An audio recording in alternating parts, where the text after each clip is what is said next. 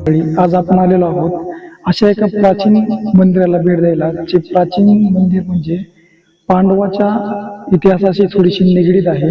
ते मंदिर म्हणजे पांडेश्वर मंदिर. असं ग्रामस्थांच्या मते बोललं जातं की पांडव जेव्हा 12 वर्षाच्या वनवासासाठी गेले होते, तेव्हा त्यांचं वास्तव्य इथं काही काळ होतं आणि त्यांचे वडील जे होते पंडू, त्यांचं पण इथं जे पिंडदान होतं ते इथंच केलेलं होतं. तर असा हा इतिहास ह्या मंदिराशी निगडीत आहे. अजून काही अजूनही काही नवीन गोष्टी आपल्याला इथं पाहायला भेटतात, जे की ह्या मंदिराची जी एकंदरीत जी रचना आहे ती आपल्याला थोडीशी यादवकालीन पाहायला भेटते. तर तुम्ही इथं पाहू शकता की सगळ्यात वरती ही गणपती बाप्पा आहेत आणि त्याच्या खालती जय आणि विजय यांचे दोन असे छान असे शिल्प आहेत आपल्याला पाहायला भेटतात. पण आपलं एक नशीब हे नाही आहे, चांगलं नाही की ह्याच्यामध्ये त्या काळात जे मुस्लिम शासक होते त्यांनी इथली नासधूसी केली होती. म्हणून बघू शकता की हात आणि पाय या दोन्ही मूर्तीचे हे नाही आहेत. हे त्या काळामध्येच मुस्लिम शासकांनी हे उद्ध्वस्त केले होते. आणि ह्याच्या पाठीमागच तुम्ही पाहू शकता इथं आहे, तो आहे नंदी मंडप.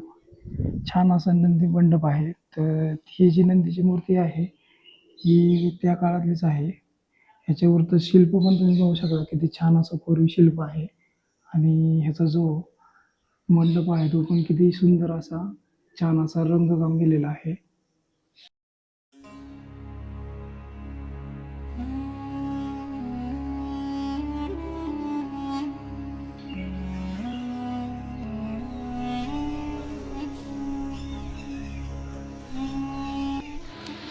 मंदिरावरील हे सुंदर नक्षीकाम जणू आपल्याला त्या काळातील असलेल्या किती समृद्ध अशा इतिहास आणि कलेची एक आपल्याला साक्षच देतं.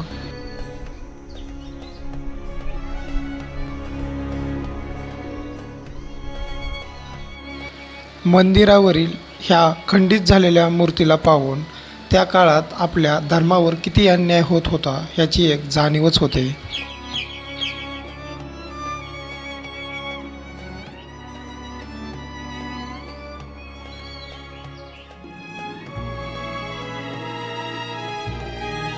मंदिराच्या आतमध्ये आल्यानंतर आपल्याला इथं पाहू शकता हे जे हेमाडपंथी शैलीचे आपल्याला खांब आणि इथलं थोडंसं हे जे इथलं वैशिष्ट्यपूर्ण बांधकाम आपल्याला पाहायला भेटतं ते हेमाडपंथी पाहायला भेटतं. कारण जे हे इंटरलॉकिंग सिस्टीमनुसार हे बनलेलं आहे. ह्या खांबावरती कसे वैशिष्ट्यपूर्ण असे दगड रचून हिची रचना केलेली आहे. तुम्ही पाहू शकता की हे जे थोड्या आपल्याला खोप्या वगैरे दिसत आहेत ह्याच्यामध्ये त्या काळामध्ये देवांच्या मूर्त्या ह्या ठेवल्या जायच्या. आज इथे काहीच नाही आहे. इथल्या मूर्त्या कालांतराने कुठं हे झाल्या असाव्यात मला असं वाटतं. कारण ह्या प्रत्येक खोप्यामध्ये ना मूर्त्या ह्या असायच्या.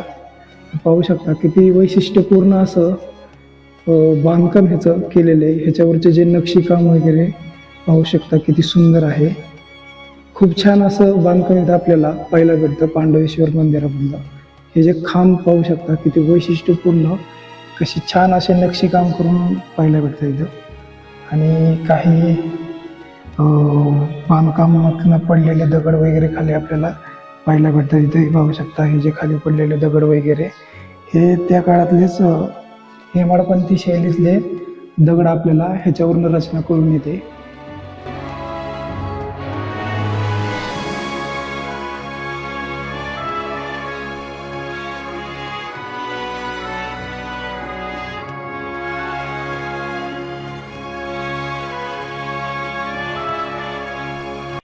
हा पाहताय तो बाहेरचा गाभारा जो की हेमाडपंथी आहे.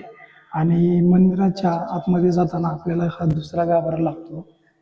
तो आपल्याला यादव काळातला असावा असं आपल्याला पुरातत्व खात्याकडनं किंवा जुन्या संदर्भाकडनं समजतं.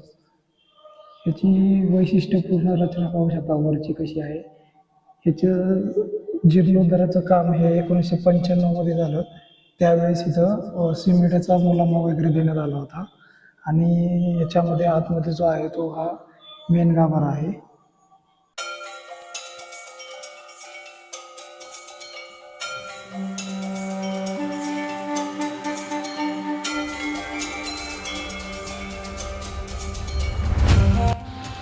साक्षात श्रीकृष्णांनी ही पिंड इथं स्थापन केली होती असं इथल्या गावकऱ्यांच्या मते हे बोललं जातं. ही आपण पिंडी पाहिली तर हिचं एकंदरीत पिंडीच्या खालती खूप भलं मोठं असं सिंहासन आणि सिंहासनाच्या वरती ही पिंड किती मोठ्या आणि किती सुजक असं प्रमाणात छान अशी सजवलेली आपल्याला पाहायला भेटते.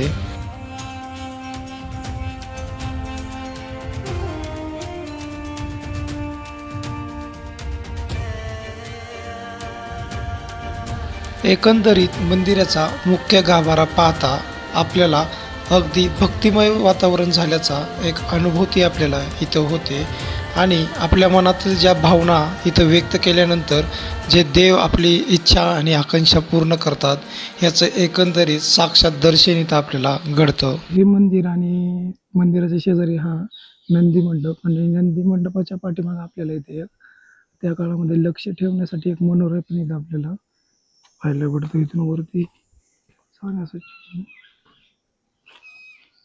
हा मनोरा म्हणजे त्या काळामध्ये शत्रूवरती लक्ष ठेवण्यासाठी ह्या मनोऱ्याचा वापर केला जायचा हे एक सत्य आपल्याला इथं पाहायला भेटतं. हे मुख्य मंदिर आहे आणि मुख्य मंदिराच्या बाहेर आपल्याला इथं काही ओऱ्या पाहायला भेटतात. ह्या ओऱ्याचं बांधकाम आपल्याला सांगितलं जातं की अहिल्याबाई होळकर यांच्या कालावधीमध्ये झालं होतं. तर किती छान असं सुंदर ह्याच्यावरती शिल्प पण कोरलेले आहेत, बघू शकता तुम्ही. आणि ह्याच्या खालतीच एक आपल्याला शिल्प दिसत आहे. ह्याच्यामध्ये अर्जुन हा बाण चालवत आहे असं ह्या शिल्पामध्ये दाखवलेलं आहे. खूप छान असं शिल्प आहे. आणि ह्या ओऱ्या पाहिल्या आपण तर आतमधून ह्या पूर्ण अशा पद्धतीने दिसतात. खूप छान असं वैशिष्ट्यपूर्ण बांधकाम आपल्याला ह्याचं पाहायला भेटतं. ह्या ओऱ्या ह्या अहिल्याबाई होळकर यांनी इथं मंदिरात आल्यानंतर विश्रांती वगैरे होम वगैरे करण्यासाठी ह्या ओऱ्याचा निर्मिती त्यावेळेस केलेली होती. पाहू शकता किती छान प्रकारे ह्याचं जे वैशिष्ट्यपूर्ण बांधकाम आहे ते केलं होतं. आणि ह्याला झरोके पण ठेवलेले होते वारे वगैरे येण्यासाठी. तर खूप छान असं बांधकाम आपल्याला पाहायला भेटतं इथं. इथं पाहू शकता आजच्या काळात सुद्धा इथं होम वगैरे केला जातो. हे पाहू शकता आजही इथं होम वगैरे भाविक भक्त हे करतात. त्यावेळी पण त्याचा उपयोग ह्या होम वगैरे करण्यासाठीच केला जायचा. आणि ह्याच्या बाहेरच्या बाजूस आपल्याला इथे एक छान असं गणपती बाप्पाचं पण एक छान असं मंदिर पाहायला भेटतं. सुंदर अशी मूर्ती पण इथं आहे. आणि हे पाहू शकता किती जुनं असं ह्याचं त्या काळातलंच हे बांधकाम आपल्याला पाहायला भेटते.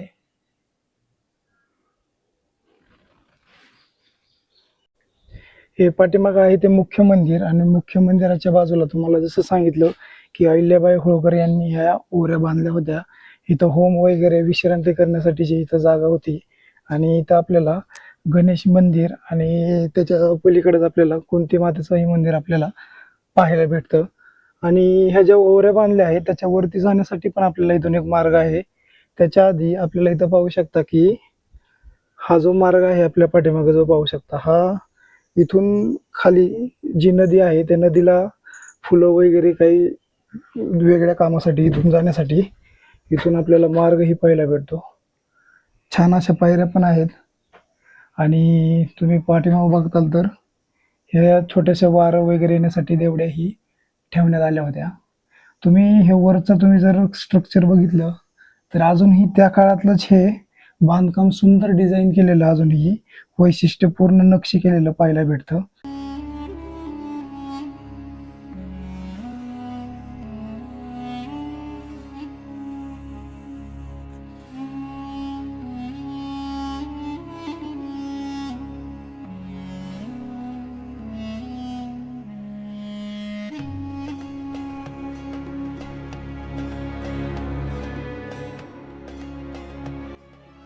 आणि इथं ओऱ्यावरती आपल्याला पाहू शकता प्रत्येक जी ओरी आहे त्याच्यामध्ये अशी छान अशी शिल्पे ही कोरलेली आहेत. पण ती कालांतराने थोडीशी नष्ट झाली आहेत. ते आपलं दुर्भाग्य आहे की त्याच्याकडे कोण जास्त लक्ष देत नाहीत. तर आपण ह्या ओऱ्यावरती वरती जाण्यासाठी पण मार्ग आहे.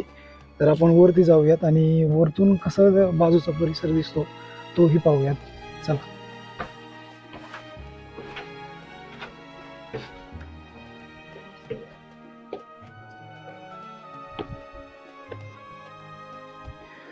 वरती आल्यानंतर तुम्ही पाहू शकता छोटस, मला वाटतं या ठिकाणी समाधी वगैरे कोणाची तरी असावी.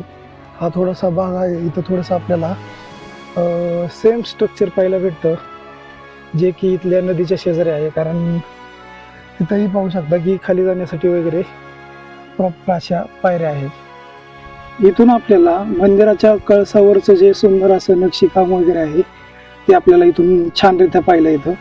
तुम्ही पाहू शकता की किती सुंदर असं शिल्पकाम हे ह्या मंदिरावरती केलेलं आहे. देवी देवताचे शिल्प सुद्धा ह्याच्यात कोरलेले आहेत. कालांतराने ह्याच्यावरती मुलायमा वगैरे देण्यात आल्यामुळे थोडंसं अस्पष्टपणे चित्र दिसत आहेत, पण खूप छान असं कळसाचं एकंदरीत बांधकाम आपल्याला इथून पाहायला भेटतं.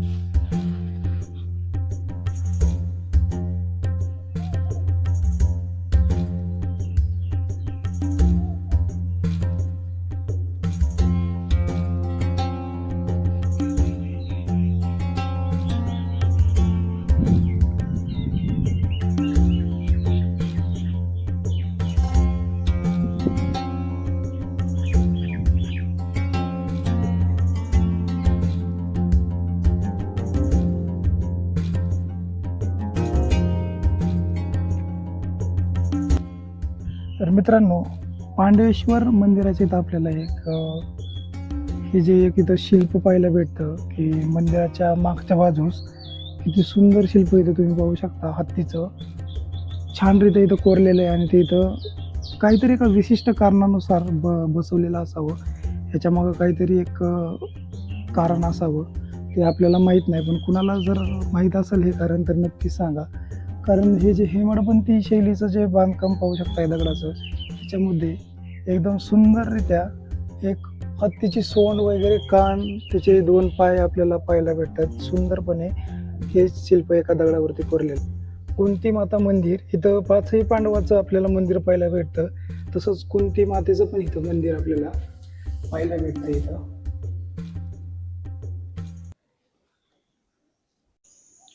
आपण आता आहोत पांडेश्वर मंदिराच्या इथं आणि इथं आपल्याला एक दुर्मिळ असा इथं एक शिलालेख आपल्याला सापडलेला आहे.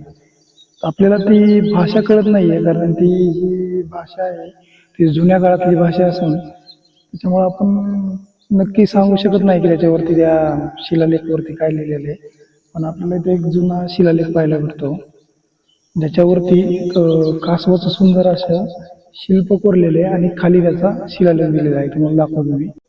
हे वरती पाहू शकता कासवाचं सुंदर असं शिल्प वरती कोरलेलं आहे आणि त्याच्या खालती म्हणजे दुसऱ्या साईडला हा शिलालेख इथं कोरलेला आहे. ह्याची भाषा आपल्याला समजत नाही नक्की काय शिलालेखमध्ये लिहिलेलं आहे. पण ह्याचे जर जे जाणकार आहेत की ज्यांना हे शिलालेखची भाषा वगैरे कळते, तर त्यांनी नक्की आपल्याला सांगावं की हे जी भाषा आहे ती आजच्या भाषेमध्ये याचा अर्थ काय होतो ते नक्की त्यांनी सांगावं.